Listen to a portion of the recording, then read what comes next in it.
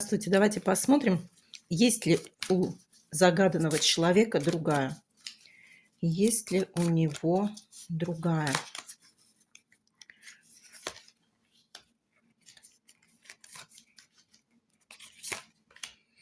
Знаете, он хотел бы свою судьбу встретить, но сейчас показывают, что в личной жизни у него неурядицы. Какая-то грусть, тоска, печаль, разочарование.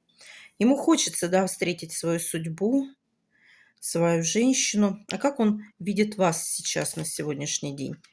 Ну, что вы такая сдержанная, консервативная, такая, знаете, авторитарная, все в ваших руках, никому спуску не дадите, потому что для вас важно, чтобы все было стабильно, чтобы была уверенность в завтрашнем дне, чтобы была надежность. То есть вы такой человек авторитарный, доминантный.